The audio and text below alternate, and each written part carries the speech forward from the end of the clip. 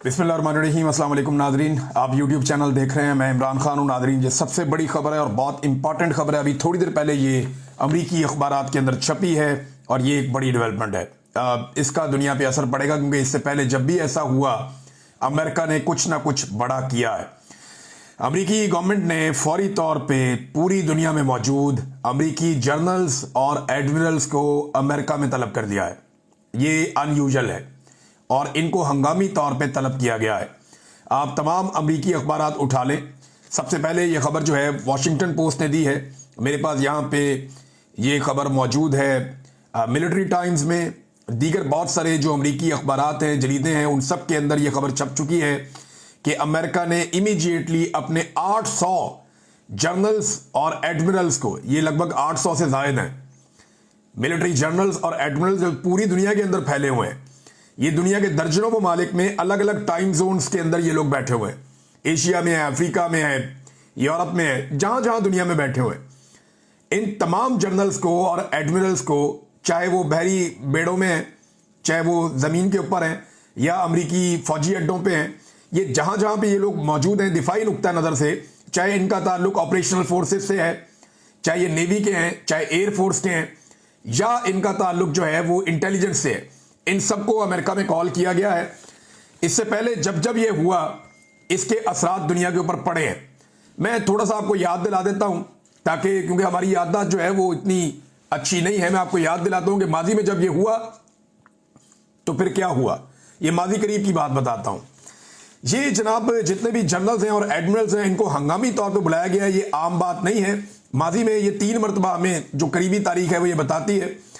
एक ये 1962 में जब क्यूबन मिसाइल बहरान था तब इनको बुलाया गया था और उसके बाद जो है वो एक बहुत बड़ा मसला इशू पैदा हो गया था जिसको रिजॉल्व किया अमेरिकन से। फिर 2001 में 9/11, उस वक्त रम्सफील्ड ने फौजी सरबराहों से मुलाकात की थी हंगामी तौर पे और उसके बाद आपने देखा कि दुनिया फिर किस तरफ गई। 2003 में इराक जंग थी, उसकी प्लानिंग के ऊपर मीटिंग के हवाले से और सद्दाम रजीम के खात्मे के हवाले से ये किया गया था, हमने वो भी देखा। और अब उसी नौयत की एक हंगामी मुलाकात जो है वो अब की जाएगी। इसमें जो सेक्रेटरी डिफेंस हैं अमेरिका के, पीट हेग्सेट, उन्होंने समन किया है तमाम टॉप ऑफिशियल्स को। ये बैठेंगे। अब ये क्या करने जा रहे हैं इसके बारे में आप कुछ नहीं कह सकते। अब जो डोनाल्ड ट्रंप की हुकूमत है उन्होंने ये भी तय किया था इक़्तिदार में आने से पहले डोनाल्ड ट्रंप ने कि वो फौज की जो एक तरीक़ाकार है उसको बदल देंगे। उन्होंने कुछ चीज़ों के नाम भी बदले हैं और वो ये भी कहते रहे कि हम फौज को थोड़ा कम भी करेंगे, हम क्वालिटी पे जाएंगे क्वांटिटी के बजाय। वो इस तरह की चीज़ें वो करते रहे और वो अपनी पॉलिसीज लाना चाहते हैं। लेकिन क्या उनको लाने के लिए इस लेवल पे इतनी बड़ी मीटिंग बुलाने की ज़रूरत है? देखें, हाल ही में अमेरिका की आपको देखना पड़ेगा तरजीहात क्या है। नंबर 1, वो अफगानिस्तान से वापस लेना चाहते हैं बग्राम एयरबेस। नंबर 2, अमेरिका परेशान है चाइना की बढ़ती हुई मईशत से। चाइना का जो माशी असर रसूख है वो पूरे एशिया और यूरोप में फैल चुका है। अफ्रीका के मिनरल्स के ऊपर चाइना कंट्रोल करता है बहुत बड़े पैमाने पे। और ये आपका जो मिडल ईस्ट है या जहां पे भी चले जाए, इवन अमेरिकन मईशत के अंदर चाइना पेनिट्रेट करता है। ये एक बहुत बड़ा इशू है। चीन के साथ एक सर्द जंग अमेरिका की चल रही है, जैसे एक दौर में रशिया के साथ अमेरिका की सर्द जंग चलती थी। पाकिस्तान उस दौर में अमेरिकन कैंप में था और आज पाकिस्तान जो है वो फिर अमेरिकन कैंप में ऐसा दिखाई दे रहा है। इमरान खान साहब की पॉलिसी जरा डिफरेंट थी। तो जिस तरीके का प्रोटोकॉल पाकिस्तान के वज़ीर आज़म को अमेरिका में मिला है या फील्ड मार्शल को मिला है, इन चीज़ों को देखने के बाद जो ये ऑप्टिक्स जो आपको दिखाई दे रहे हैं ना, ये पर्दे के पीछे कुछ और होता है। हमेशा जब जब हमें इस लेवल का प्रोटोकॉल मिला है ना हमारे किसी डिक्टेटर को, तो उसके बाद कुछ जर्नैलों की तो नस्लें संवर गई, कुछ मौलवियों की नस्लें संवर गई, कुछ सियासतदान ज़मीन से आसमान पे पहुंच गए। लेकिन पाकिस्तानी कौम ने हर ऐसी मुलाकात की कीमत दहाइयों तक चुकाई है। ये मैं आपको बिल्कुल कैटेगोरिकली कह रहा हूं क्योंकि अभी तक कोई चीज़ हमारे सामने एलामिया की सूरत में नहीं है। लोग सवालात उठा रहे हैं, लेकिन अमेरिकन की ये एक बहुत बड़ी मीटिंग है और ये बड़ी डेवलपमेंट है। पूरी दुनिया में चेमगोइयां हो रही हैं और मजे की बात यह है कि कोई भी अखबार, कोई भी जरीदा अभी तक ये नहीं बता रहा कि ये मुलाकात हो किस लिए रही है। बल्कि सारे अंदाजे लगा रहे हैं, सारे ये बात करें, ये बहुत इंपॉर्टेंट है, अनयूजुअल है, नॉर्मली ऐसा होता नहीं है, लेकिन ये हंगामी है। अब क्या फैसले होंगे उसको खुफिया रखा गया है। 12 चीजें सामने आ जाएंगी तो पता चल जाएगा कि ये मामला किस तरफ जाता है। नाज़रीन, ये एक तस्वीर आप देखें, इसमें तकरीबन 9 रहनुमा हैं जो मुलाकात कर रहे हैं जनाब डोनाल्ड ट्रंप साहब से। ये 9 रहनुमा हैं। मैं आपको इस तरह के 9 और दिखा सकता हूं, 10 और दिखा सकता हूं, बहुत सारी और तस्वीर दिखा सकता हूं। ये रहनुमा सारे मुलाकात कर रहे हैं डोनाल्ड ट्रंप से। और एक तस्वीर आप ये देखें, शहबाज शरीफ की मुलाकात हो रही है डोनाल्ड ट्रंप से। इनमें फर्क क्या है? ये जो बाकी ममालिक के रहनुमा है ना, ये अपने साथ अपना आर्मी चीफ नहीं लेकर गए, लेकिन शहबाज शरीफ की डोनाल्ड ट्रंप के साथ जो मुलाकात है उसमें साथ आर्मी चीफ बैठा हुआ है। रीजन क्या है? पहला सवाल तो यह है कि क्या आर्मी चीफ शहबाज शरीफ को साथ लेकर गया या शहबाज शरीफ आर्मी चीफ को साथ लेकर गया? पहला सवाल तो यह है। तो सादा जवाब यह है कि पाकिस्तान का इक्तदार जो है उसके ऊपर कंट्रोल आर्मी चीफ का है, शहबाज शरीफ का नहीं है। तो आर्मी चीफ शहबाज शरीफ को साथ लेकर गया, यह कहने में जरा ज्यादा आसान लगता है और यह खोपड़ी में घुसता भी है, यह बात समझ भी आती है, क्योंकि शहबाज शरीफ साहब की तो यह औकात है नहीं पाकिस्तान में, और अमेरिकन ये जानते हैं। फिर अमेरिकन प्रोटोकॉल्स क्या इस बात की इजाजत देते हैं कि कोई मुल्क का सरबराह आके बैठे और साथ उसका आर्मी चीफ बैठ जाए? भाई, क्या डोनाल्ड ट्रंप अपने साथ अपने जर्नैल को बिठाएगा इस तरह मुलाकातों के लिए आलमी रहनुमाओं से कि चीन का सदर मिलने आया, डोनाल्ड ट्रंप अपना जर्नैल साथ बिठा ले? ये इलॉजिकल लगता है ना, और ये अजीब भी लगता है। लेकिन अमेरिका ने ये अलाउ किया पाकिस्तान को, और ये एक अलग और मुनफरिद मुलाकात थी। इससे पहले जब जब डिक्टेटर मिले अमेरिकन को, उन्हें प्रोटोकॉल मिले, तो उसकी कीमत पाकिस्तान ने चुकाई। ये मैंने आपको पहले बता दिया। अब ये प्रोटोकॉल इसकी कीमतों में देनी पड़ेगी। पहले हम सर जंग में अमेरिका के साथ थे, कीमत हमने चुकाई, अफगान वॉर में, दहशतगर्दी के खिलाफ जंग में, और न जाने किन किन चीजों का हम हिस्सा बने हैं माजी में। लोग तो अमीर हो गए, अलीट, जर्नैल, मौलवी, सियासतदान, और अवाम ने दहाइयों तक कीमत चुकाई और आज तक कीमत चुका रहे हैं इन चीजों की। अब अमेरिका को पाकिस्तान से चाहिए क्या? यह है सबसे इंपॉर्टेंट सवाल, यह सारे लोग जानना चाहते हैं। बल्कि शीरी मजारी साहबा ने अभी एक ट्वीट किया, और ये जो खारजी मामला आते हैं उनके ऊपर इनकी काफी ग्रिप भी है। तो वो ये कहती हैं कि उन्होंने भी वही सवाल उठाया, ये जो खातून वफद के साथ गई हैं, इस सवाल से उन्होंने भी सवाल उठाया कि भाई ये क्या चल रहा है, कौन लेकर गया है, हुकूमत इसके ऊपर जवाब दे। क्या आप अब्राहम अकॉर्ड पे दस्तखत करने जा रहे हैं? क्या आप इसराइल को तस्लीम करने जा रहे हैं? तो देखें, मेरी इंफॉर्मेशन के मुताबिक, और मैं ये पहली दफा नहीं कह रहा, आसिम मुनीर साहब की मुलाकात पहले डोनाल्ड ट्रंप से नहीं हुई थी, मैं तब भी यही कह रहा था।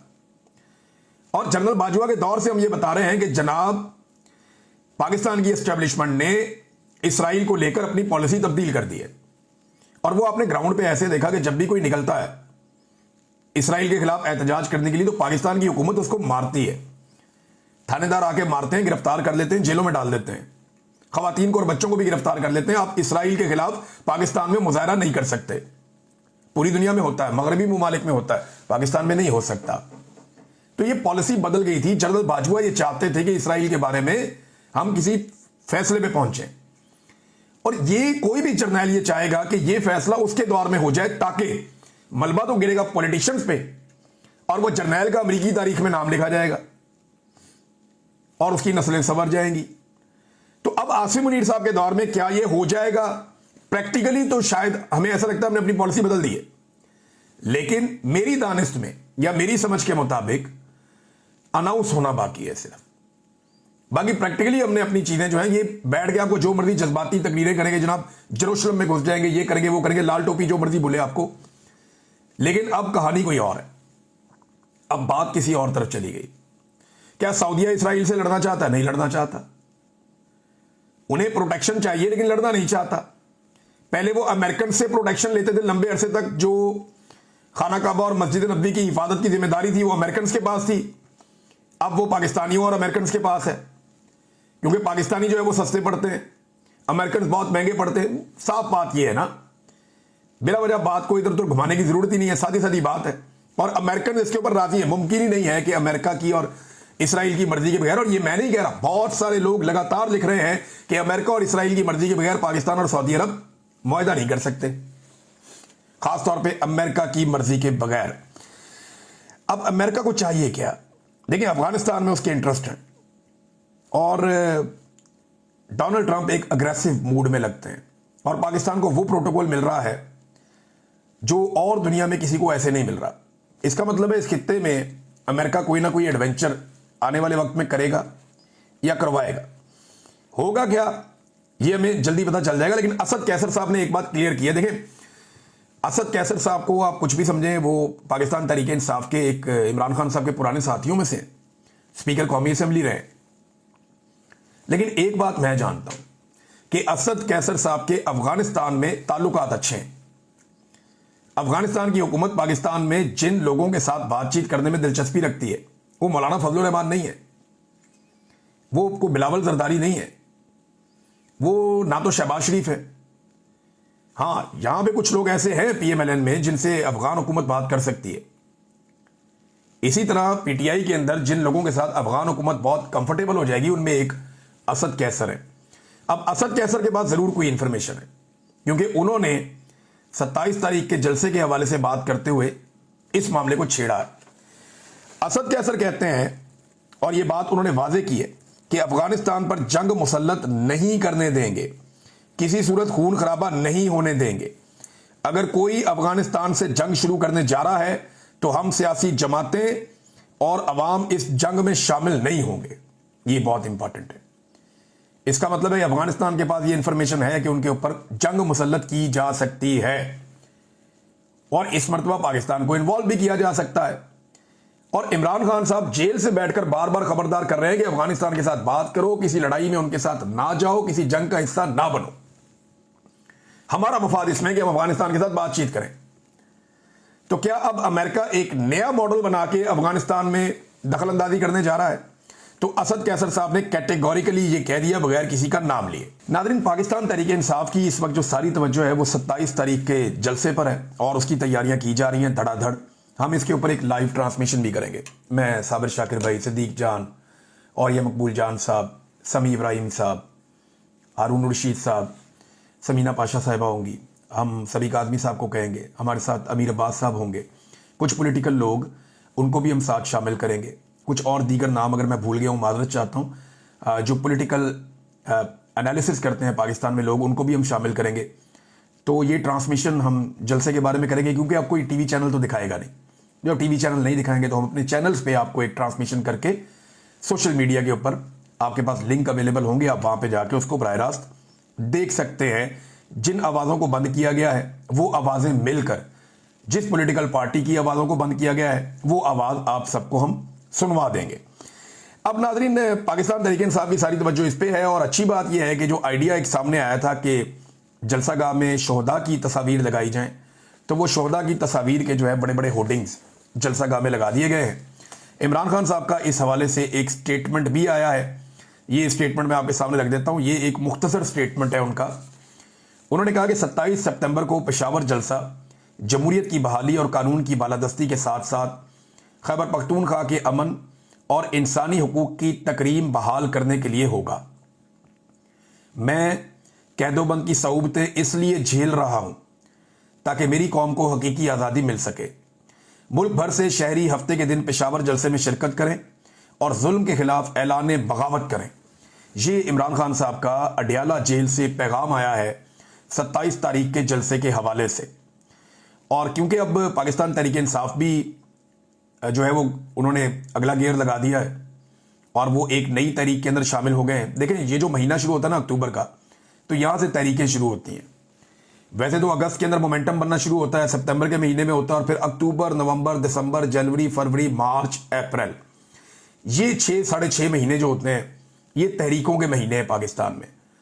और इमरान खान साहब जैसा बंदा जो अवाम की बहुत सारी सपोर्ट इस वक्त रखता है, यानी ऐसी सपोर्ट तो हमने माजी में किसी के साथ नहीं देखी, इतनी सारी सपोर्ट के साथ इमरान खान जैसा एक पॉलिटिकल फिगर, क्या वो आराम से बैठेगा या बैठने देगा?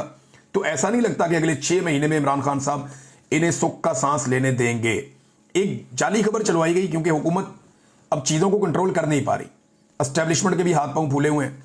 तो ये हेडलाइन मैंने देखी और जियो के ऊपर चल रही थी, जनाब कि अवामी एक्शन कमेटी कश्मीर से मुज़ाकरात कामयाब हो गए और उनके मुतालबात कोई हो गए और ये वो मामला और एहतजाज खत्म हो गया। नहीं जी, झूठी खबर है।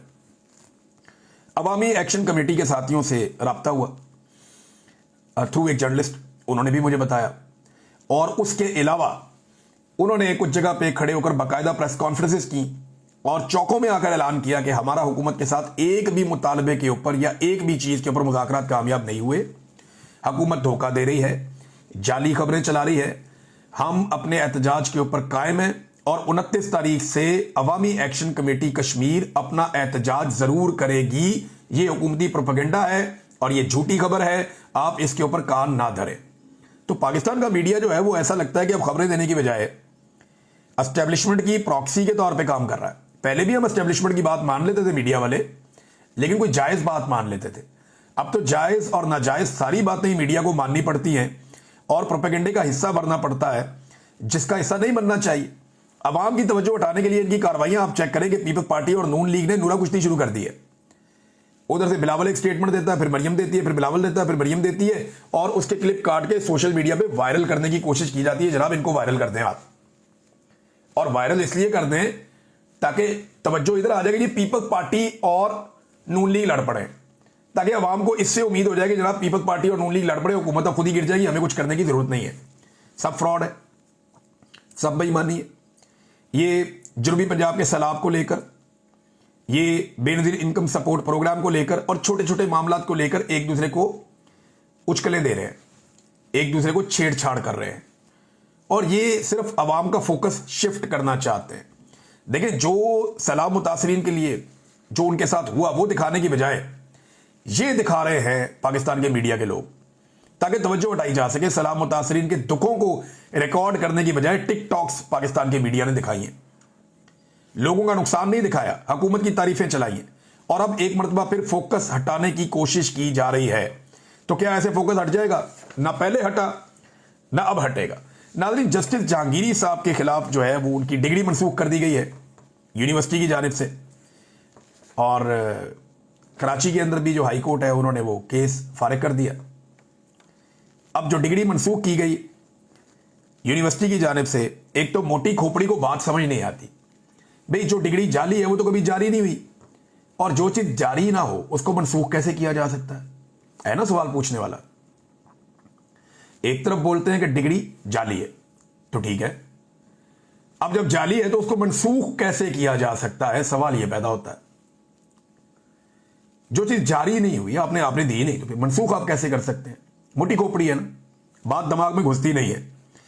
वो ये कह रहे हैं जनाब कि इनकी डिग्री फारिग कर दी गई है, और इसके अंदर जो हवाला दिया गया है वो सिंडिकेट मीटिंग का दिया गया जो पिछले साल अगस्त में हुई थी। लेकिन आपको याद है, उस मीटिंग के बाद एक प्रोफेसर साहब जो सिंडिकेट के मेंबर थे, रियाज अहमद साहब, वो गिरफ्तार भी हुए थे, उनके ऊपर दबाव भी डाला गया था, उन्होंने बताया भी था। ये उसी मीटिंग का हवाला देकर डिग्री मनसूख कर दी गई है। अच्छा, ये पहली दफा नहीं हुआ। जो एक जज साहब थे ना, गुलाम सफदर शाह साहब, ये नाम आपने याद रखना है। एक जज हुआ करते थे पाकिस्तान में, गुलाम सफदर शाह। ये उस बेंच का हिस्सा थे जिस बेंच ने फैसला दिया जुल्फिकार अली भुट्टो की फांसी का। जब जजेस फैसला दे रहे थे जुल्फिकार अली भुट्टो की फांसी का, तो ये एक जज, इन्होंने इख्तलाफ कर दिया था फैसले से। इन्होंने कहा जी मैं इसका हिस्सा नहीं बनता, ये आप बेगुनाह को फांसी दे रहे हैं, मैं इसका हिस्सा नहीं बनता, मैं ये फांसी के लिए इख्तलाफ करता हूं। उस दौर की एस्टेब्लिशमेंट ने, ज़ियाउल हक की एस्टेब्लिशमेंट ने बड़ा दबाव डाला इनके ऊपर, लेकिन गुलाम सफदर शाह साहब माने नहीं। उसके बाद गुलाम सफदर शाह साहब की भी डिग्री जाली निकल आई। तो ये पुरानी रीत चल रही है, ये हथियार पुराने हैं, ये बाजू हमारे आजमाए हुए हैं, यही काम इन्होंने माजी में किया, और आज उसके ऊपर कौम से माफिया मांगते फिरते हैं। आज उठे ना कोई जर्नैल और उठ के कहे कि उसने जुल्फिकार अली भुट्टो को ठीक फांसी दी थी, उठे ना, करे ना हिम्मत, करे डिफेंड ज़ियाउल हक को, करे कोई डिफेंड परवेज मुशर्रफ को, करे कोई डिफेंड याया खान को और अयूब खान को, कोई नहीं करेगा। अपने खानदान उनके नहीं कर सकते, तो ये जर्नैल क्या करेंगे? तो जो गंद इन्होंने मारा ना माजी में, वही आज मार रहे हैं। कल के दिन में ये जस्टिस जहांगीरी की डिग्री मनसूख होने का मामला, या डिग्री की बुनियाद के ऊपर इनको निकालने का मामला, या जाली करार देने का मामला, इसको डिफेंड करने के लिए फौज में एक बंदा भी नहीं मिलेगा मुस्तकबिल में। तो आज का गंद ना, कल ये टोकरा सर पे उठाना पड़ेगा। यही माजी में होता आया, आइंदा भी आपको यही करना पड़ेगा। अब तक के लिए इतने ही, अपना ख्याल रखिएगा, अपने चैनल का भी। अल्लाह हाफिज।